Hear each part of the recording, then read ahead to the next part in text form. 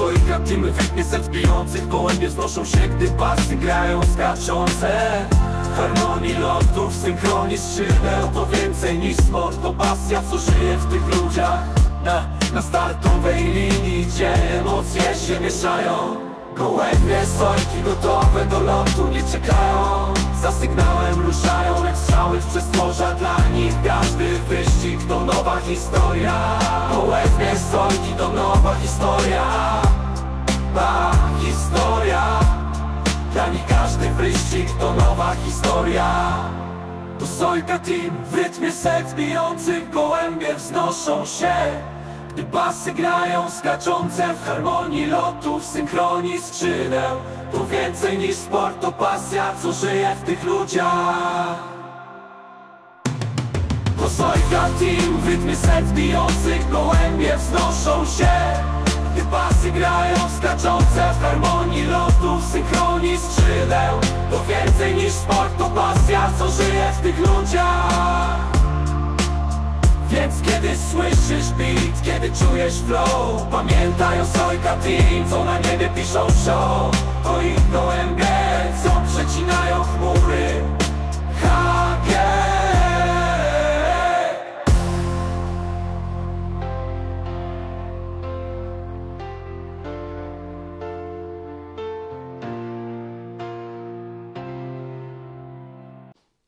Kochani, i witam się z Wami niezwykle serdecznie. Tyle spraw, tyle rzeczy, które zdarzyło się w międzyczasie, że tak naprawdę nie wiem, od czego zacząć, więc może zacznę z tak zwanej grubej rury i powiem, że coraz częściej zastanawiam się, czy warto, i w ogóle zastanawiam się nad sensem gołębiarki, ponieważ szereg czynników wpływa na to, że to zwątpienie u mnie niewątpliwie występuje i właśnie też dlatego nie nagrywam już dłuższy czas filmów. Nie wiem, czy w ogóle jeszcze będę nagrywał, czy to ma jakikolwiek sens, podobnie jak te nasze hodowanie, Inaczej, uważam, i tu to już tylko do samej gołębiarki nawiążę, nie do nagrywania, że zacząłem się zastanawiać, czy poświęcenie, czy czas, który poświęcamy swoim podopiecznym gdzieś tam za niedbanie rodziny i wszystkich wkoło tak naprawdę obowiązków, ponieważ jak każdy hodowca wie, żeby lecieć na jakimś przyzwoitym poziomie, no musimy tym gołębiom naprawdę poświęcić mega dużo uwagi. I ja nigdy nie ukrywałem, że już na pewno w sezonie lotowym to nic innego się nie liczy, nie ma wakacji, nie ma wyjazdów, weekendów i tak dalej, ale o tym pewnie każdy doświadczony hodowca wie doskonale. Są tylko gołębie i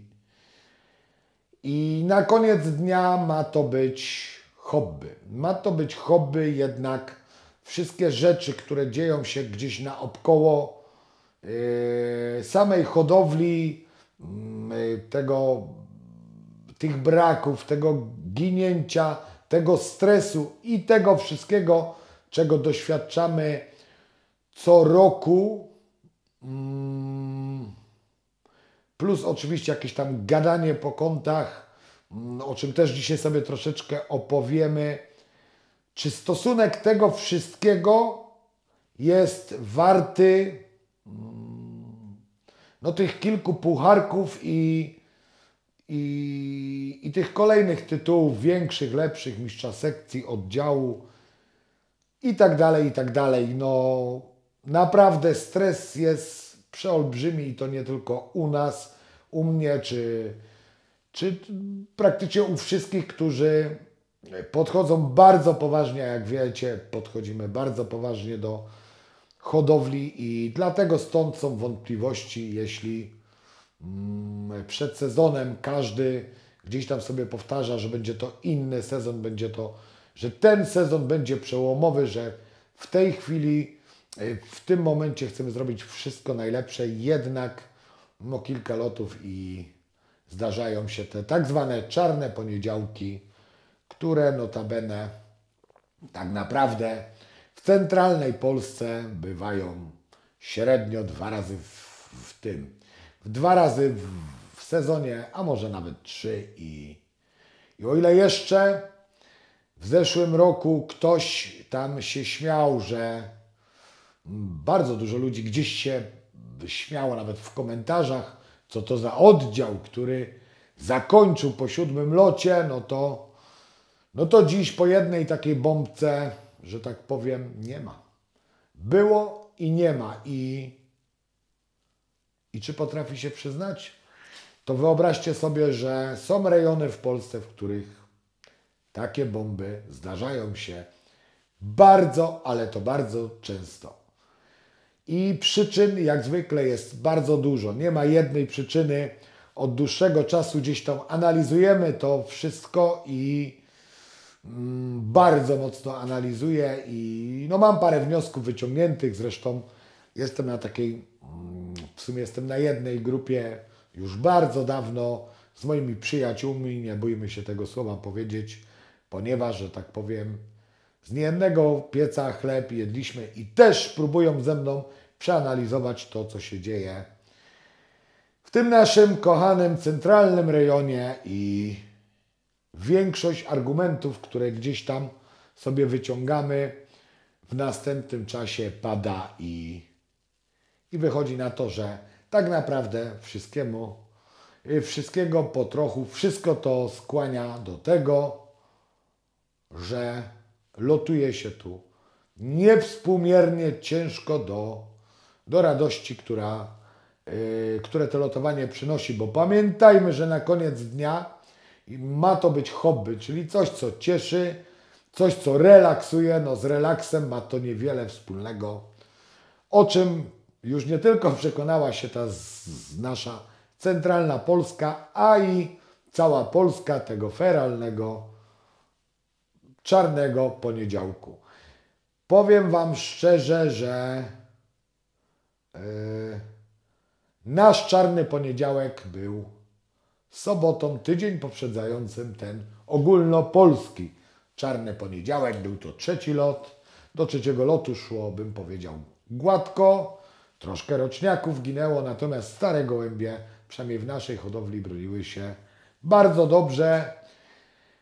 Można powiedzieć tak bardzo brzydko i dosadnie, że może te starsze lotniki dupska nie urywały, ale były praktycznie co do nogi, co do skrzydełka, meldowały się. Natomiast, i tu padnie pierwszy mit, przy naprawdę fajnej pogodzie, optymalnych warunkach, tak akurat się dziwnie złożyło, że zupełnie z innej przyczyny gdzieś tam zwaniałem się z prezesem do spraw lotowych i powiedział mi, że szykuj się na super udany lot, bo warunki były super. Co jeszcze ciekawe, gołąbki poszły na strzała w kierunek. Co okazało się prawdą, co się potwierdziło, ponieważ my każdy lot mamy nagrany i naprawdę zostały wypuszczone one w bardzo fajnych warunkach. I tak jak nasz kolega powiedział, poszły na strzała w kierunek bez żadnych grupek. No i tak jak poszły, tak do dzisiaj nie wróciły.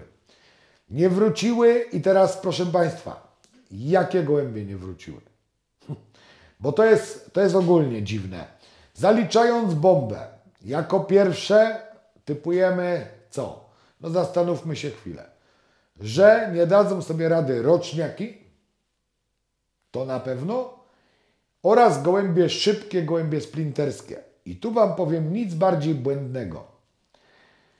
Dziwną rzeczą jest to, że roczniaki można by rzec, że poradziły sobie wręcz perfekcyjnie, przynajmniej w naszej hodowli. Splintery, bym powiedział, w większości też całkiem nieźle. Natomiast te tak zwane konie, które każdy hodowca ma. Te tak zwane konie, które w naszym przypadku były najlepszymi lotnikami oddziału, czołowymi gołębiami okręgu i tak dalej, niestety nie wróciły do dnia dzisiejszego. I to już jest dla mnie kompletnie niezrozumiałe. Najbardziej doświadczone gołębie, które mieliśmy, naprawdę długo by wymieniać. Mogę tylko powiedzieć, że straciliśmy na przykład gołąbki, które drugie lotniki oddziału, które były już naprawdę bardzo zaawansowane wiekowo, super wylatane i one nie wróciły, a gołębie roczne plus, mówię, w większości splintery dały sobie radę. I teraz tu się pojawia pytanie, jest bardzo często podawany slogan, że to my hodowcy powinniśmy dobierać gołębie do skali trudności lotu. No to jeśli nawet zapowiada się ciężko, no to odpowiedzcie mi na pytanie, no to jakie gołębie dajecie? Splintery i roczne? Nie. Roczne zostają w tym. Dlatego to w ogóle nie działa, że to hodowca powinien dostosować gołębie do panujących warunków. No tylko po takiej bombie, co tu myśleć? Idealne odejście, fajna pogoda, lot nie był łatwy, oczywiście, że nie był łatwy, no to powinny ginąć gołębie roczne i powinny ginąć gołębie splinterskie. Jednak, jak już mówiłem wcześniej, padły takie asy, że głowa mała i w sumie, co jeszcze najbardziej mnie zadziwiło, to i tak sobie tłumaczyliśmy, że no tak doświadczone gołębie muszą sobie poradzić. No do dzisiaj ich nie ma. Do dzisiaj ich nie ma i także mój taki plan, który miałem naprawdę na bardzo mocną selekcję, na zbudowanie takiej potężnej drużyny, w którą, tak sobie liczyłem, którą budowałem ostatnie 3-4 lata i sobie powiedziałem, że ten rok przyszły będzie taki już bez żadnych testów, cudowania, jak to robię rok do roku. No wszystko wpaliło na panewce i praktycznie wróciliśmy do punktu wyjścia i tak naprawdę zostało tych gołębi bardzo, bardzo niewiele. Tydzień później był ten feralny weekend i powiedziałbym, że tam warunki, akurat my leciliśmy w niedzielę, przed tym czarnym poniedziałkiem, chociaż i tak uważam, że no tamta pogoda też bardzo dużo zostawiała do życzenia, jednak w większości przypadków był to bardzo fajny lot. Bardzo fajny lot. Ja mogę powiedzieć za swoją hodowlę, że dla nas był to rewelacyjny lot, chociaż paradoksalnie wiatr sprzyjał, powiedzmy, przeciwnikom, jednak jakoś tam, no na tyle nam się, nie wiem ile to było kwestia szczęścia, kwestia przygotowania, praktycznie powbijaliśmy same czołowe serie, biliśmy czołowo nie tylko na oddział, ale i w rejonie mieliśmy bodajże chyba 11-14 gołąbka w całym rejonie. Nie chcę tam przekłamywać. W każdym razie wszystko jest to do wglądu, ponieważ listy są otwarte, ogólnodostępne, tam można sprawdzić. I znowu to gołębie jednoroczne, że tak powiem, zatańczyły. Co też jest zadziwiające, ponieważ no też cały zeszły rok słuchałem, że raczej, z pokorą oczywiście słuchałem, bo ja tego nie mogłem wiedzieć, jak to będzie, ponieważ jak wiecie, mieliśmy gołębie zaciemniane i różne mity i fakty krążą na ten temat. Jedni mówią, że one totalnie jako roczne nie lecą, że giną i to na potęgę i przyznam się szczerze, jesteśmy już po locie szóstym. Czy giną? Tak, giną. Oczywiście, że giną, ale czy bardziej jak te niezaciemniane u, powiedzmy, konkurencji? No bo tylko mogę mówić o mnie i o konkurencji? Absolutnie nie. I wręcz gołębie dają sobie świetnie radę. Oczywiście braki są też potężne, jednak jakaś tam grupa tych gołębi jest. Jak powiedziałem, 500 nie była im straszna i praktycznie siadają fajnie, siadają czołowo, z lotu na lot. Jak nie te, to tamte, ale tą szpicę trzeba powiedzieć, że pomijając fakt, że totalnie zmieniliśmy system, nie tylko system karmienia, ale i karmy, nadal udaje nam się wbijać szpice i te moje ogólnie takie rozczarowanie to jakby inaczej. To nie jest to, że nie wiem, no w tym roku nam wyjątkowo nie idzie, gdzieś tam wąchamy ogon, że tak powiem. Nie, tu przynajmniej do dnia dzisiejszego, oczywiście, że to nie będzie trwać wiecznie, ponieważ z tak dziesiątkowanym stadem, no to nie ma się co oszukiwać. Jednak pragnę nadmienić, że te moje dzisiejsze narzekanie, ględzenie i te całe zmęczenie tą presją wyniku i tak dalej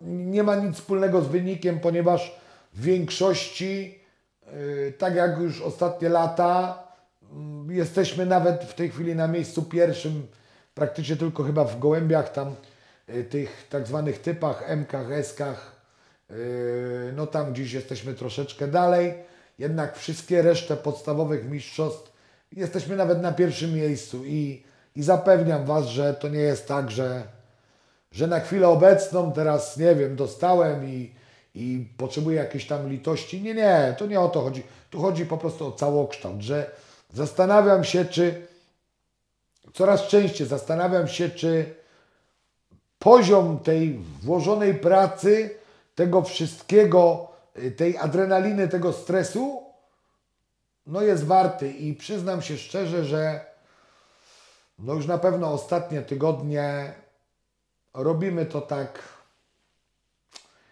no nie, bez takiej werwy, no póki co się udaje, mówię, jest nieźle, niemniej jednak, no to już nie jest takie skupienie jak było to w poprzednich latach, gdzie śmiało mogę powiedzieć, jeśli chodzi o gołębie młode, to nie, to totalnie leciliśmy na lajcie, natomiast zmieniając wszystko co roku tym gołębiom, to zawsze spinaliśmy się na gołębie dorosłe i zawsze tak będzie. Ja nigdy, dopóki lotuję, nigdy nie powiem, że odpuszczam sobie stare, a polecę sobie młodymi. Nie. Dla mnie priorytet w naszej hodowli jest zawsze stare, a życie to różnie weryfikuje. No i to jest to. I przy tym, jak ciężko bywa, jak naprawdę człowiek jest zrezygnowany, że te gołębie nie dochodzą, nie wracają, to wszystkie te takie chore komentarze z boku dodatkowo też nie pomagają. I to no, źródło jakiejś takiej zawiści, zazdrości. Zresztą trzeba umieć też dzielić, bo co innego jest zazdrość. Uważam, że zazdrość jest całkiem normalna i zdrowa, a zawiść. Zazdrościmy komuś, czyli chcielibyśmy być na jego miejscu, ten to ma fajnie, no ja tak nie mam, chciałbym być, prawda, normalne. Ja też jestem zazdrosny u kogoś, kto leci, nie wiem, na wyższym poziomie i tak dalej, ale jest to zdrowe, to jest to normalne. Natomiast zawiść to jest szukanie wszystkiego w koło, a bo ten to, bo ten tamto, bo ten faszeruje i tak dalej i będąc na tym tak zwanym świeczniku, no też nie jest łatwo, nie? Podobnie jak nie jest łatwo tym najsłabszym hodowcom, którzy bombardowani są śmiechem przez tych trochę lepszych. Oczywiście nie wkładamy wszystkich do jednego worka, natomiast tak było, jest i będzie, bo ja widzę, chociaż przyznam się szczerze, że prócz kręcenia materiałów, prócz w ogóle odbicia jakby od YouTube'a na jakiś czas i tak naprawdę ja nie wiem, co dalej będzie, ja nie jestem w stanie Wam obiecać, czy nadal będę jeszcze kręcił, czy nie jest to ostatni film, ponieważ no to też ludziom zaczyna bardzo przeszkadzać i te głupie komentarze, no nie mówię o komentarzach przed filmami, bo właśnie w większości to są ludzie, którzy gdzieś tam sobie szeptają na ucho po bokach, a wiadomo, że czy prędzej, czy później to do nas takie sygnały docierają typu Jezus, on nagrywa filmy, a on też gubi gołębie. No pewnie, że gubi gołębie, ponieważ no jest taki kurczę rejon Polski, w którym każdy gubi gołębie i tak dalej. No jednak no na swoją jakąś tam obronę, no przecież jest bardzo dużo ludzi, którym się nam udało pomóc i przypominam, jest to zawsze pomoc bezinteresowna i naprawdę ja wiem, że ludzie, którzy gdzieś tam chwytali z nami jakiś kontakt, no oni nie chcą może tego na forum głośno powiedzieć, bo w sumie i po co, ja też nigdy tego nie wymagam, też jakby personalnie poza tymi moimi najbliższymi kolegami tego nie mówię, ale pytań z serii za ile komuś sprzedam plan lotowy, no to ja bym był zarobiony tak naprawdę to na samych tych planach, a wiem doskonale, że w Polsce bywają takie, że tak powiem, zwyczaje i ludzie handlują swoimi planami lotowymi, planami suplementacji, karmienia i tak dalej. Ja to robię praktycznie na forum, robię to za darmo i zdarza się, że też z jakimś hodowcą chwycę kontakt, no to naprawdę to ja proszę tutaj w komentarzu pod tym filmem tylko szczerze, personalnie z imienia i nazwiska powiedzieć, czy ja kiedykolwiek wziąłem złotówkę od kogoś, nawet od ludzi, którzy chcieli mi za to płacić. Zawsze robiłem to za darmo, podobnie jak te filmy. Nie wciskałem Wam jakiegoś bublu, jakichś swoich magicznych suplementów w dziwnych buteleczkach z naklejkami garażowymi i tak dalej.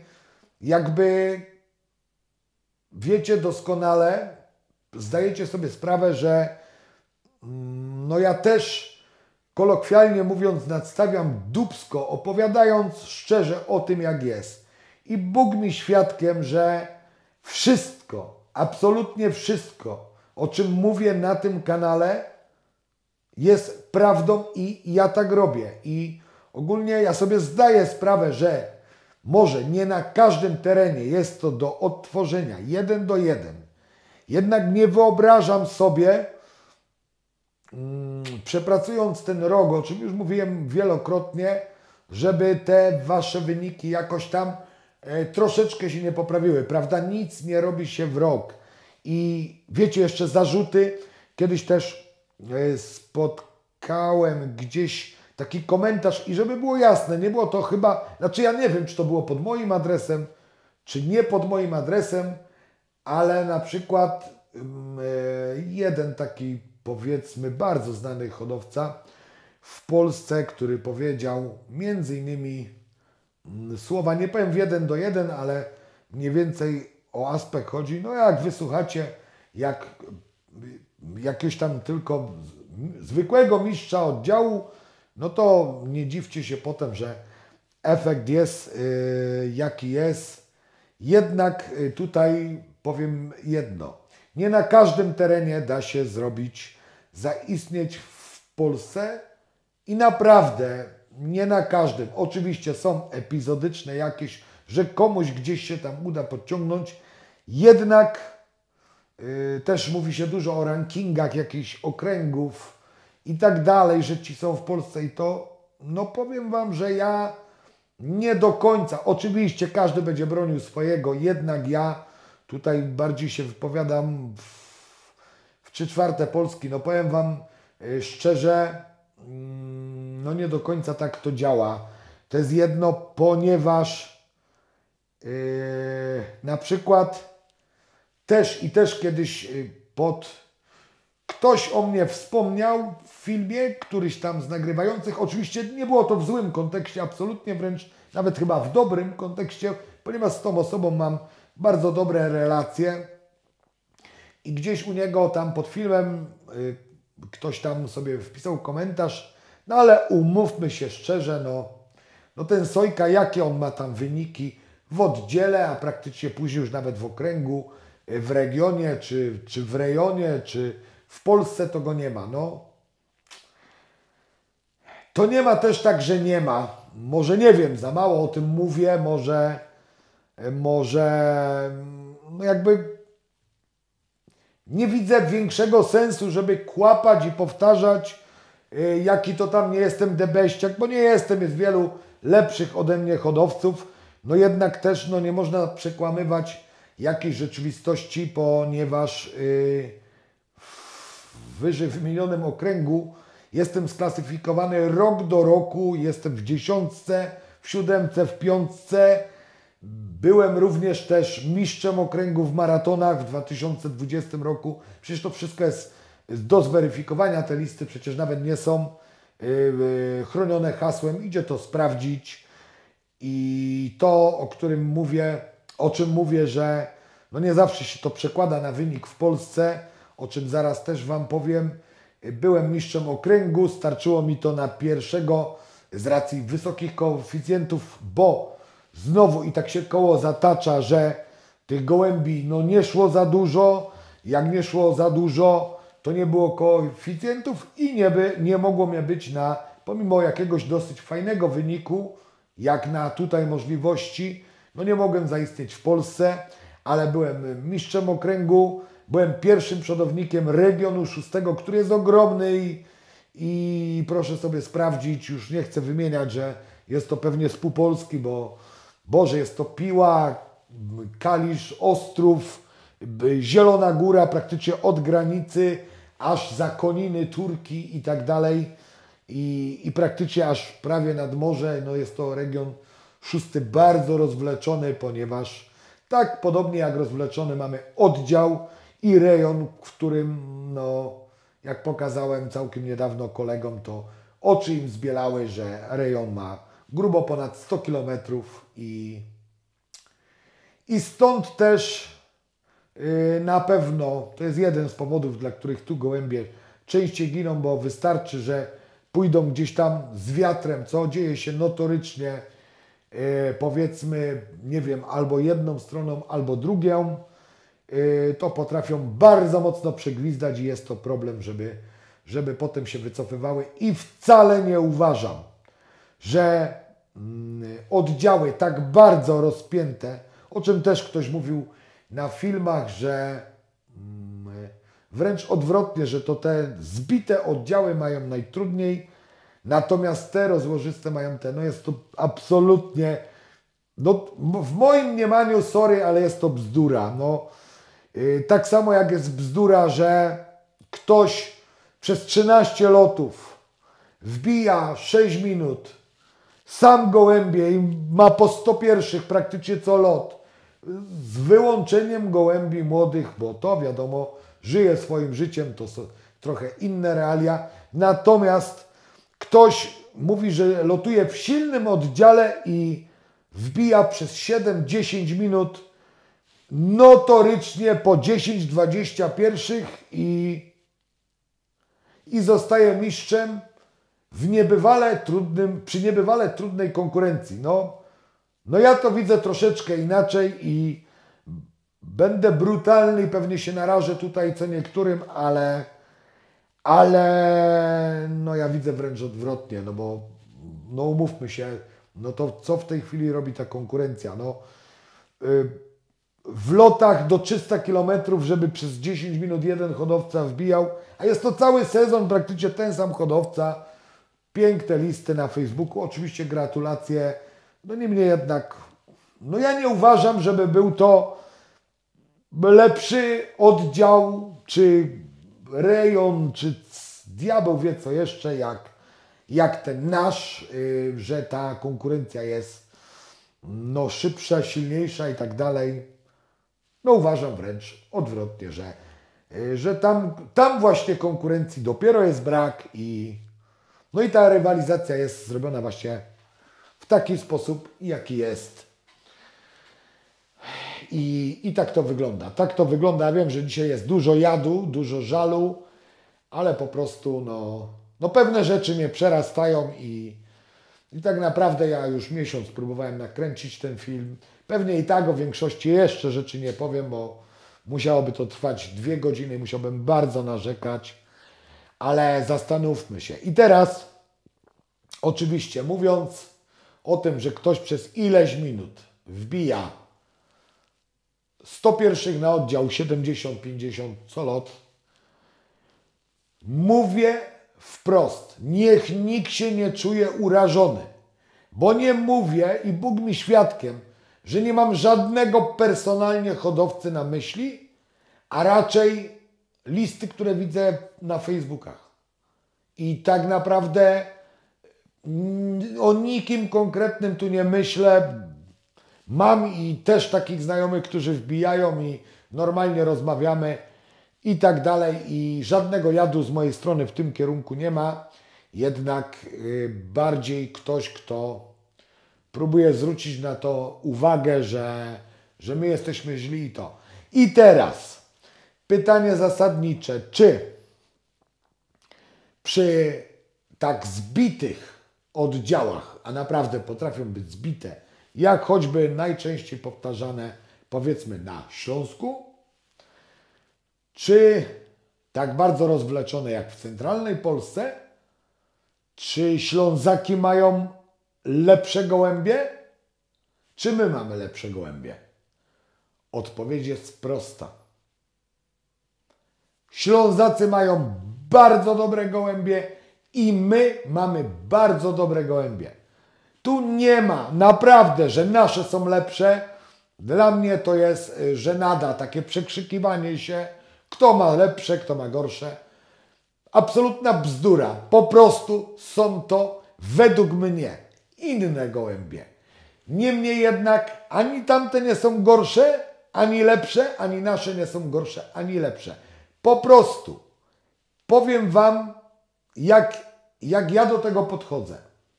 Gołębie w zbitych oddziałach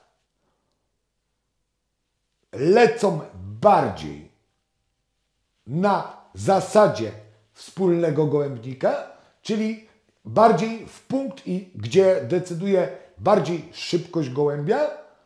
Natomiast w tych rozłożystych oddziałach, których nie brakuje też w Polsce, jest to bardziej, że tak powiem, taki bieg na orientację.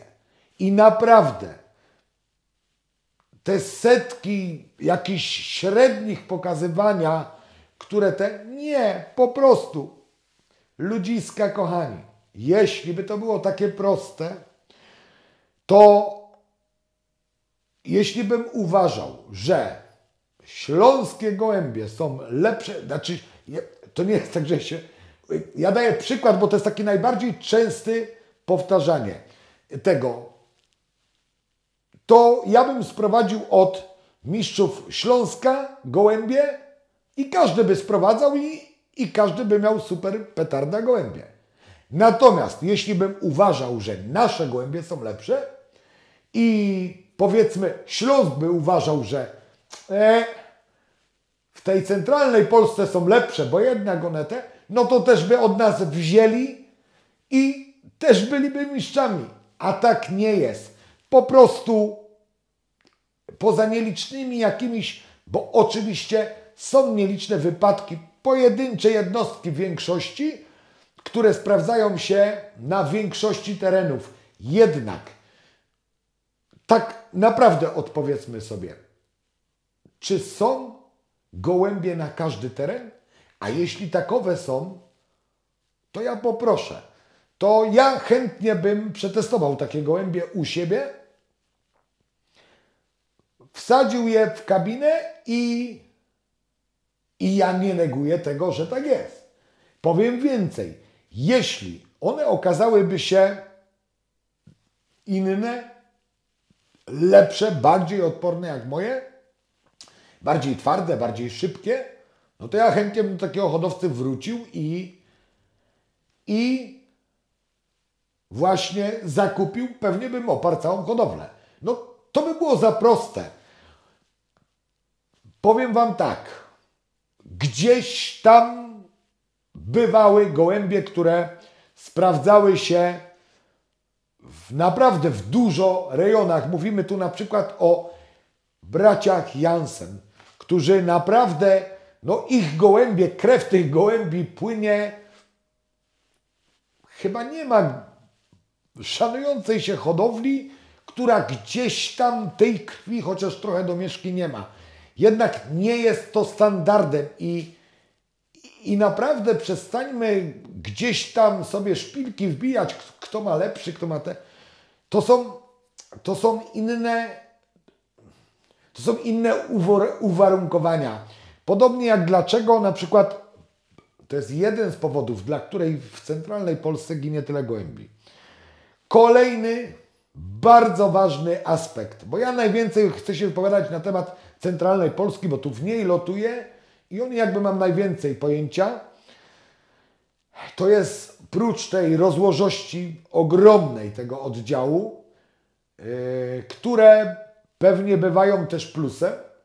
Jeśli gdzieś tam je przewieje, no to powiedzmy te końcowe gołębniki mają lepiej. Jednakże bywają loty, w którym katastrofalne, w którym przeważnie są to maratony, bywały takie, które na początku oddziału, czyli powiedzmy ja nie jestem ostatnim gołębnikiem, zdecydowanie nie jestem ostatnim gołębnikiem, a już na pewno nie jestem pierwszym, bo do pierwszego gołębnika średnio mam 44 km. I powiem Wam, że zdarzały się, pamiętam dokładnie loty, w których w pierwszy dzień przód, te 44 pod 50 prawie kilometrów, ludzie mieli serie zamknięte, natomiast w środku oddziału i na końcu oddziału nie było ani przysłowiowej kity. Więc nie zawsze jest tak, że gdzieś tam te końcowe gołębniki mają lepiej. Druga sprawa, że przy tak wielkim rozłożeniu spójrzcie, jakie wielkie przeskoki, żeby zrobić, wszystkie kategorie muszą być. I o ile do starych gołębi nie powinno być to większych problemów, że pierwszy lot jest powiedzmy, nie wiem, 120, a drugi jest 200, żeby każdy ten limit kilometrowy chwycił. Natomiast w gołębiach młodych to już naprawdę robi się dosyć duża przepaść. I to jest i tyle na temat tych rozpiętości oddziałów, no to chyba jest proste i logiczne. No, kolejna sprawa, centralna Polska, tak zwana równina, bardzo mało punktów odniesienia. Zdecydowanie bardzo mało punktów odniesienia. No co to są punkty odniesienia, to chyba tłumaczyć nie muszę. No, jeśli chodzi o Górę Północ, jest to morze. Ileż razy widzieliśmy scenariusz leżąc nad naszym polskim ukochanym Morzem Bałtykiem, gdzie w weekend gołębie szorują wzdłuż plaży, bo jest to jakiś punkt odniesienia. One idąc gdzieś tam powiedzmy plażą, czy widząc z góry wodę, po której stronie mniej więcej sobie potrafią skorygować, lecą do punktu gdzieś tam, którym już poznają teren, skręcają. W większości są w gołębnikach. Oczywiście w większości i czysto teoretycznie. No, to jest punkt odniesienia. Idźmy, oczywiście tam też na pewno mają swoje bolączki, jak w każdym regionie. I mówię, całe życie przekrzykiwanie się, podobnie jak który z nas ma lepsze gołębie, dajcie sobie spokój. Żyjmy w symbiozie. Kolejna sprawa, jeśli chodzi o góry. No w górach zdecydowanie punkty odniesienia, to chyba nikomu nie muszę tłumaczyć. To jest pasmo gór i znowu te gołębie mają jakiś punkt odniesienia. No tu na bardzo szerokiej, jakimś tam pułapie, no te gołębie mają wszędzie równo, wszędzie podobnie i tak dalej, i tak dalej. Oczywiście, jeśli chodzi o góry, no to zdecydowanie ich bolączką, i jest to bolączka niezaprzeczalnie, jest gwałtowna zmiana temperatury. Zmiana warunków pogodowych. No, kto był chociaż raz tydzień w górach, na pewno spotkał się, że tam 4 pory roku możemy mieć w 2 godziny i na pewno nie jest to spacer po parku, czyli to znowu nie jest tak, że powtarzam, że oni mają łatwo, a my mamy ciężko. Jestem męczennikiem i będę się teraz biczował. Absolutnie nie. Pokazuję Wam ludzie tylko, że każdy region Polski, każde miasto nawet ma swoją specyfikę. Kolejna nasza bolączka tutaj mojego terenu, konkretnie już mojego terenu, jest to no, rzecz taka też nie do końca pewnie spotykana w większości rejonów, gdzie mamy 4 lotniska. Wyobraźcie sobie, że w którą stronę bym się nie obrócił, mam lotnisko. Jednym jest Ławica, drugie jest to Krzesiny, wojskowe lotnisko, trzecie jest bodajże Bednary, to są takie małe lotnisko, i ogromne Powic, jest to największe praktycznie lotnisko wojskowe, bodajże chyba w Polsce. Także czy to ma wpływ? Oczywiście ja uważam, że po części też ma wpływ i jak widzicie, no wszystko po trochu, prócz tego na pewno bardzo mocno rozwinięty region mamy tutaj. No, co do tego, że tu gospodarka naprawdę dosyć dobrze sobie radzi, co kwituje tym ilością firm, tych wszystkich anten tego, i to też swoje robi. Podobnie jak swoje robią fronty, a jeśli ktoś do dzisiaj uważał, że tego nie ma, no to spójrzcie w ten właśnie nieszczęsny, czarny poniedziałek, i gdzie naprawdę ludzie stracili dobytki całej hodowli. Nie ma o czym mówić.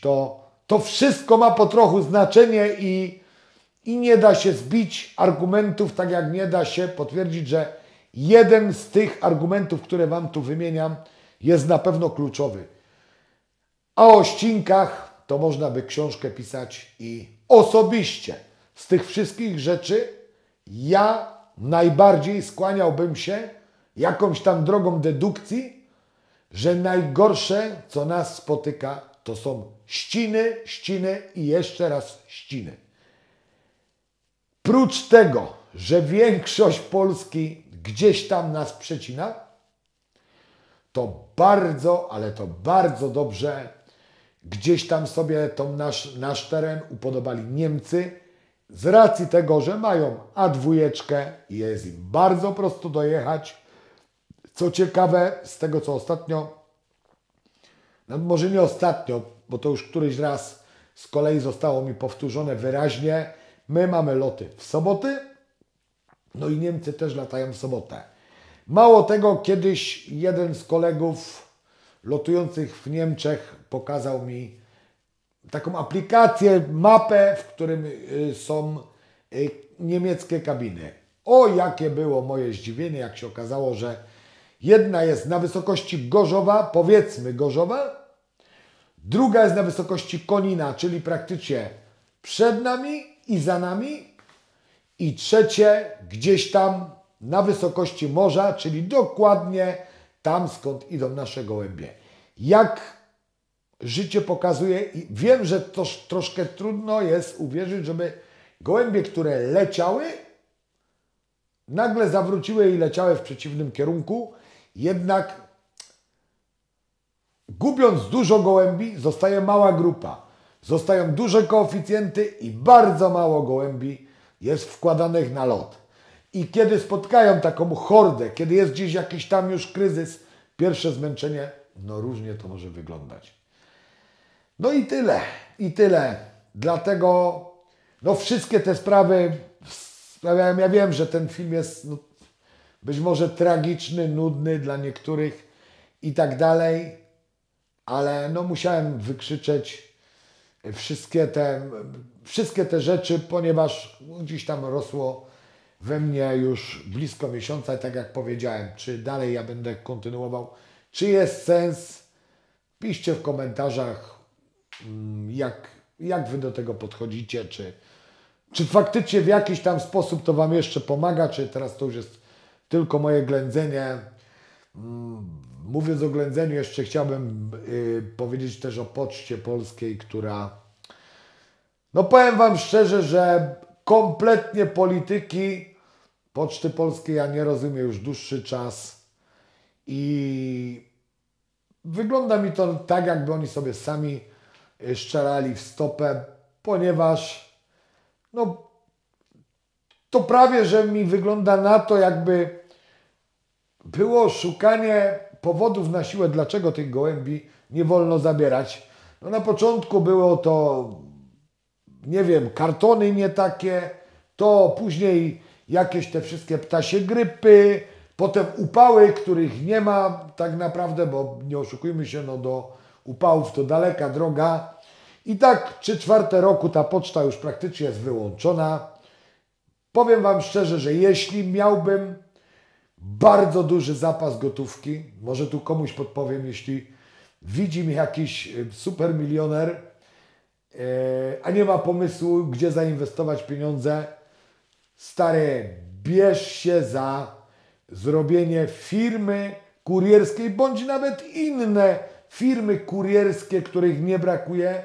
Może naprawdę tu jest naprawdę pole do popisu, jest tutaj hajsik do zarobienia, ponieważ tak naprawdę to wszystko zmarło śmiercią naturalną i o ile gdzieś tam można było czy gołębie, które naprawdę nie dały rady sobie wysyłać, bądź gdzieś tam robić jakieś aukcje, spójrzcie nawet czy na takich ludzi, którzy z domu sprzedają, czy nawet na portale aukcyjne, które podejrzewam, że świecą pustkami i tak naprawdę pewnie niedługo zbankrutują i mam tylko nadzieję, że oni nie żyją tylko z tego, no bo jest to dramat, no dla nich jest to dramat, nic nie idzie sprzedać, jest to ich sposób na życie, ja to szanuję, przecież jest to wszystko robione na jakimś tym, sam zresztą korzystam, jak wiecie, z tych portali. My też do końca nie wiemy tak naprawdę, czy jak wiecie, zawsze gdzieś tam raz w roku robiliśmy jakieś tam aukcje, czy sprzedawaliśmy z domu, czy tak dalej. No w tym roku przyznam się, że jakby ta pula gołębi potrzebnych nam do lotu już jest zamknięta. Jest to pewnie gdzieś tam w granicach około 100.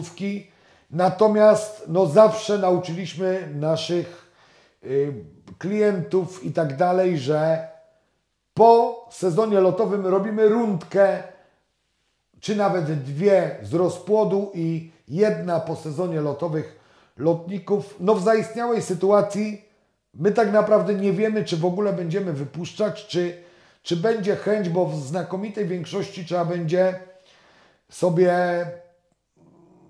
ktoś, kto naprawdę byłby zainteresowany, no niestety wychodzi na to, że pewnie by musiał przyjechać tutaj, a czy będą chętni, no to wiadomo, że są to koszta odchować takie gołębie, a gwarancji, że to kiedyś gdzieś pójdzie, jest niewielkie, dodatkowo brak miejsca, ponieważ my nie jesteśmy dużą hodowlą, już mówię tylko o sobie, ale z tym wszystkim borykają się no to większość jakichś hodowców, którzy cokolwiek próbują robić i tak dalej. No i przyznam się szczerze, nie wiem. Nie wiem co dalej, czy będziemy wypuszczać. No jest tam na pewno coś jest z rozpędu, ale jak to dalej będzie wyglądać? Nie wiem. Nie mam pojęcia, no były jakieś osoby, które już w zeszłym roku były zainteresowane jakąś tam pulą gołąbków, jednak w zaistniałej sytuacji, czy będą gotowe przyjechać, wziąć coś do swojej hodowli, nie mam pojęcia. Kochani, mam nadzieję, że nie zepsułem Wam dzisiejszego dnia, czy kiedy kto tam oglądacie. Mam nadzieję, że jakąś stabilność psychiczną jeszcze uda mi się odbudować. Tak jak powiedziałem, jestem bardzo zrezygnowany. Robię to na pół gwizdka. Znaczy, może nie na pół gwizdka, ale nie ma tego żaru, który był jeszcze niedawno, ponieważ gdzieś tam ta miarka trochę się przebrała, bo to jest kolejny sezon i pozdrawiam tych wszystkich, którzy kiedyś tam się śmiali, że co to za oddział, który kończy po 7. locie, gdzie mówię, my takie czarne poniedziałki, czy jak to tam, czarny poniedziałek to już jest chyba taka mamy 2-3 razy w sezonie no i teraz może chociaż trochę wiecie, jak to smakuje. Tyle ode mnie. Może do usłyszenia, może nie. Nie wiem, zobaczymy. Pozdrawiam Was bardzo serdecznie i życzę wielu powrotów i dobrych lotów. Trzymajcie się ciepło, cześć.